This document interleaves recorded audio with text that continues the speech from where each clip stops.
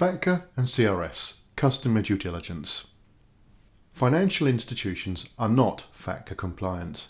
There are no FATCA compliant institutions, and this is because, unlike FATCA's predecessor, Chapter 3, sometimes referred to outside of the US as the Qualified Intermediary regime, there are no tolerances, statistical tolerances. For example, an open new-to-bank customer financial account that remains without a FATCA status for more than 90 days after account opening was applied for equals non-compliance.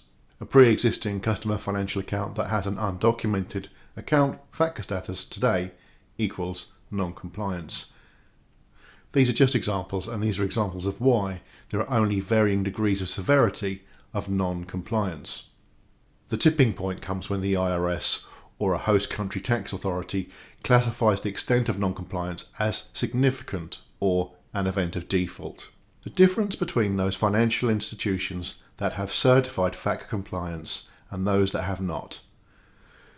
Financial institutions whose presence is not limited only to intergovernmental Model 1 tax jurisdictions were required to certify FATCA compliance to the IRS by December 15, 2018. Those financial institutions that made an unqualified certification of FATCA compliance to the IRS have, in all likelihood, misled the IRS. Those financial institutions that were not required to make the certification side, have substantially the same obligations but have not misled the IRS. Unless, of course, the financial institution is a qualified intermediary that has certified QI compliance. And this is because FATCA compliance is part of QI compliance. To reiterate, the tipping point comes when the IRS or host country tax authority determines significant non-compliance or an event of default. What could trigger this? Well, the IRS and host country tax authorities only have so many resources, and will take a risk-based approach to identifying candidates for review. So we must ask ourselves, what are the candidates for pushing candidates for review to the top of the list of priorities? As I mentioned previously, in September 2018, the US closed its OVDP, Offshore Voluntary Disclosure Program, and as part of that program, the tax division of the Department of Justice obtained from investors who participated in the program the names of financial institutions that facilitate tax evasion, the names of the employees in those financial institutions, the amounts, the products. So the US Department of Justice, the tax division of the US Department of Justice, knows precisely the candidates to be investigated. And the J5 is precisely the kind of forum for sharing that kind of intelligence. Also, if the financial institution itself is reporting undocumented accounts for FATCA, that would be a flag, because at this stage, undocumented accounts are not allowed for FATCA. Or to put it another way, they demonstrate a failure to meet pre-existing obligations. Another way would be FATCA reporting of non-participating foreign financial institutions in intergovernmental agreement tax jurisdictions. The reason this would be a flag is that a non-participating FFI in an IGA tax jurisdiction would be extraordinary. Repeated late submission of reports may also make financial institutions candidates for review, as would, of course, not reporting at all. The difference between tax self-certification regimes inside the US and outside the US. In the US, tax self-certification via the IRS W series, the W8 or W9 self-certifications were in place long before FATCA. Outside of the US, this is not generally the case, unless the customer is a financial institution or has accounts in the US, or is an intermediary or flow-through entity. Hence, outside of the US, tax self-certifications are not instantiated. Response rates and accuracy rates. Generally, when financial services organisations reach out to their customers, and I mean generally here, we're not talking about tax self-certification requests. Generally, when financial services companies reach out to their customers, there's a 1% response rate. In insurance, it's often a little bit higher, 10%. The likelihood of getting a response for a tax self-certification request in a regime where such requests are not instantiated is, of course, naturally considerably lower. Response rates aside, let's look at error rates where a response is received. We know that after the beginning of the Chapter 3 regime, error rates in W8 forms were around 65%. Even 12 years later, the error rate was still at 35%. Also, FATCA hasn't made these W8 forms simpler, it's made them a little bit more complicated. So the response rates are low in general. Response rates to solicitations for tax self-certifications will be lower still, and even when a response is received, it's likely that when a response is first received, there'll be errors, which will in turn require re-solicitation for a tax self-certification. It is therefore unrealistic to assume that a financial institution that solicits its customers for a tax self-certification gets a response rapidly and that response is valid. Tax self-certifications in context. Presently we have non-compliance. Examples of this include, but in no way are limited to, undocumented accounts for FATCA. Furthermore, many financial institutions have certified FATCA compliance or QI compliance to the IRS. This is a burning platform. Even if a financial institution solicits today its customers that it hasn't previously solicited for tax self-certifications, the response rate will be low and the error rate will be high. And of course, even when there is a response, the financial institution will have to go through a validation process. So we're going to talk about risk-based approaches to managing this non-compliance, low response rates and high error rates. Spoiler alert, tax self-certifications are necessary but not always urgent. It is tempting for a financial institution to solicit its entire customer base that it hasn't previously solicited for a tax self-certification. However, there are implications that need to be thought through. For example, solicitation for a tax self-certification triggers a 90-day countdown to recalcitrant account holder status, unless a valid tax self-certification is forthcoming. So let me explain what this means. If a financial institution solicits its customer for a tax self-certification and doesn't get that self-certification, by definition, therefore, that customer financial account would be classified for FATCA as a recalcitrant account holder and would have an undocumented status under the CRS. Once an FI has requested a tax self-certification and hasn't got one from its customer in 90 days, it has to classify that customer for FATCA as a recalcitrant account holder. It cannot, after having solicited and not having obtained after 90 days a tax self-certification, classify its customer as anything else, which is to say that it can't, once it triggers this process, rely on its AML, KYC or publicly available information to classify its customer. Once a tax self-certification is requested, this triggers the 90-day process. So financial institutions need to think carefully about whether they're able to classify their customers for FATCA and CRS with pre-existing AML KYC data they have, or publicly available information, or information from credible third parties before triggering this solicitation.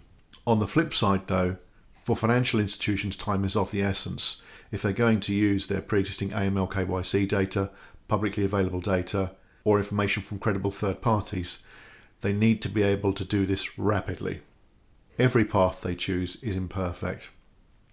It's tempting just to reach out to customers who haven't yet been classified for FATCA and CRS for a tax self-certification, but that has implications in terms of recalcitrant account holder status, 90 days. Further, it's unlikely that the tax self-certification response requests would be answered the next day and that they would be correct.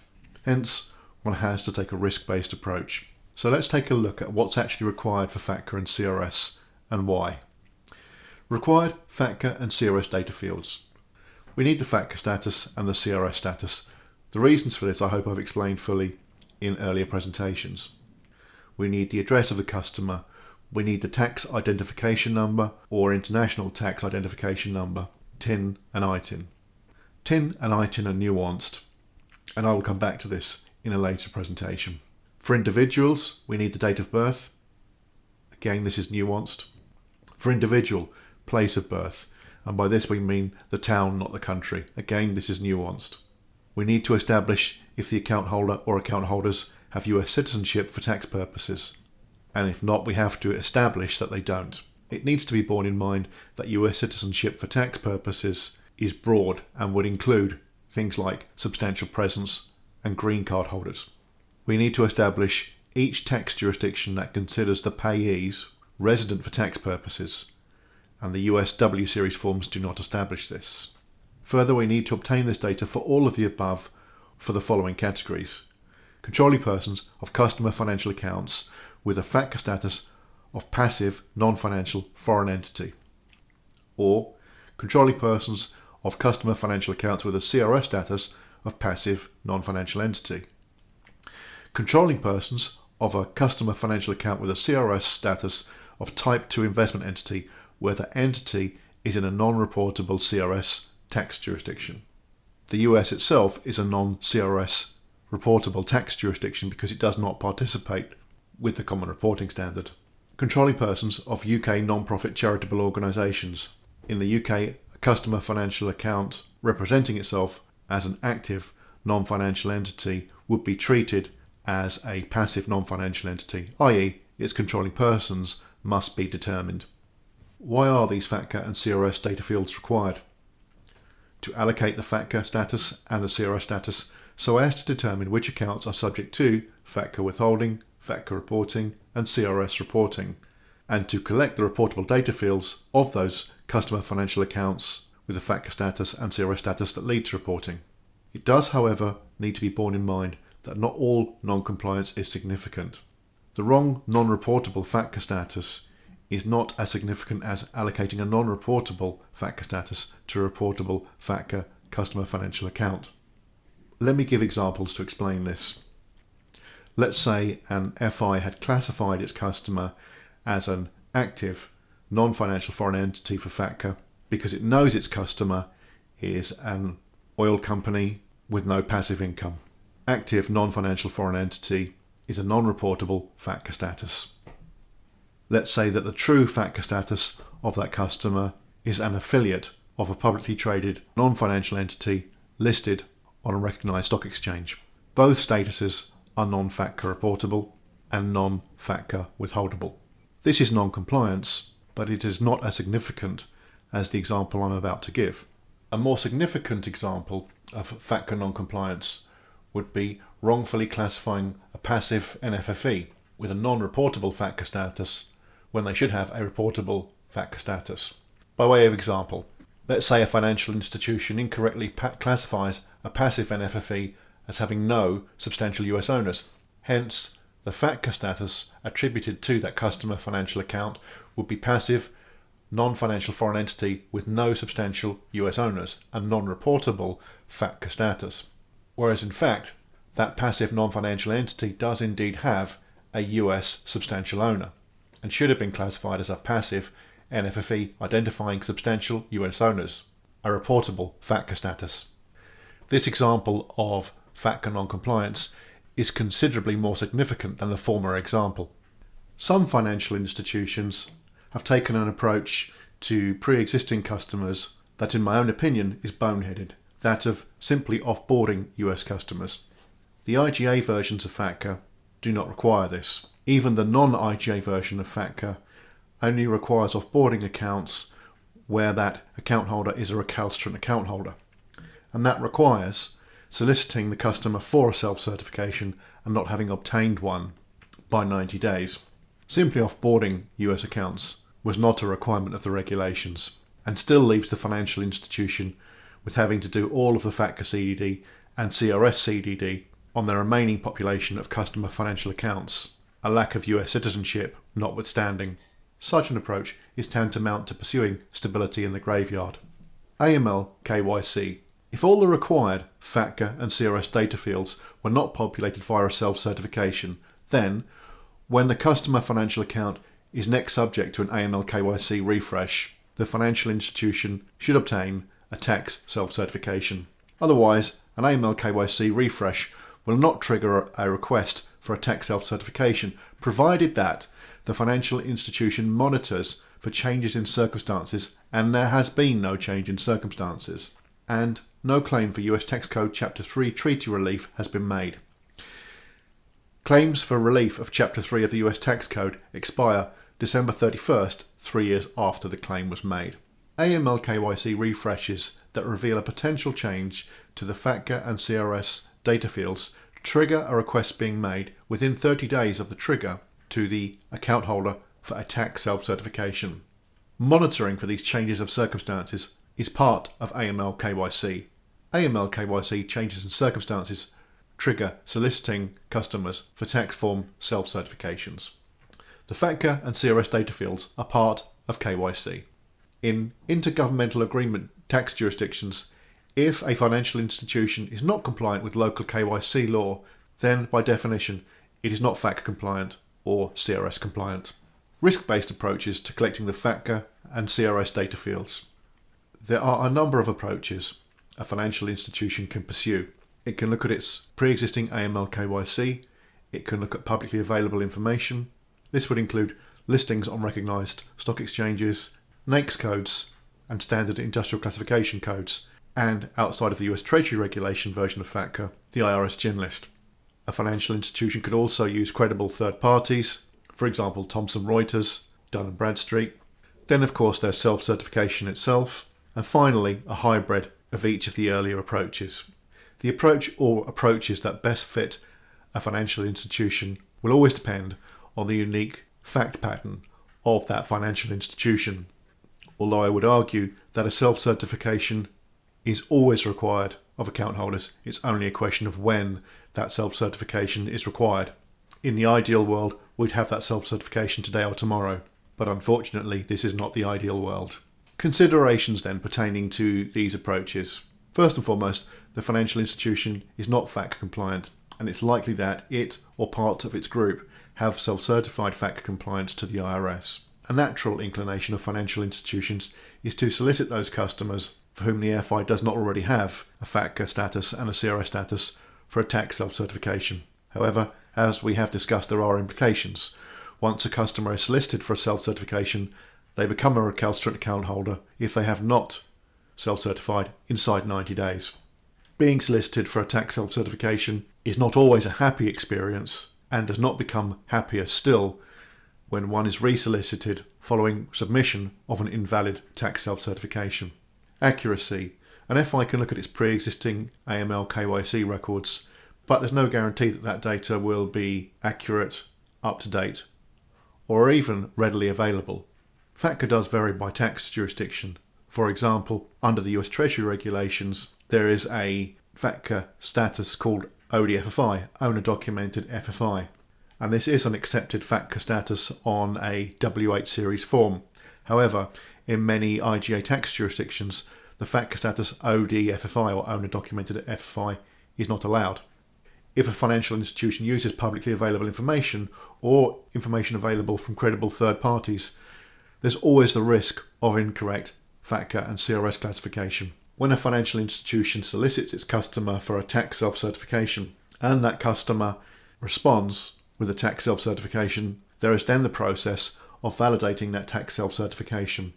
Validation of tax self-certification is something I'll come to in the next presentation, but suffice it to say this is considerably less than straightforward and a considerable amount of expertise is required. Regardless of which approach or combination of approaches the financial institution takes, there's going to be considerable expense. When an FI is allocating FATCA and CRS data fields to a customer financial account, it will need to record its rationale, i.e. why it did that, how it came to that particular determination, and have an audit trail. Naturally, when assessing which approach or approaches to take, the speed of delivery is a key consideration. If an FI is going to use its pre-existing AML KYC, or is going to use publicly available information, or is going to use credible third parties, it needs to be able to do so at considerable speed. Finally, there are regime concerns. Let's say, for example, that an FI has determined that for a large population of its customers, it's going to pursue soliciting for a self-certification, and the remainder of the population is going to try to remediate with AML KYC and publicly available information. For the larger part of its customer base that it's going to solicit, it needs to consider the format of that self-certification. The US W8, for example, does not enable an FI to determine all of the CRS data fields because that was not what it was designed to do. The bottom line is that all roads lead to self-certification. It's only a question of when, in which format, and how.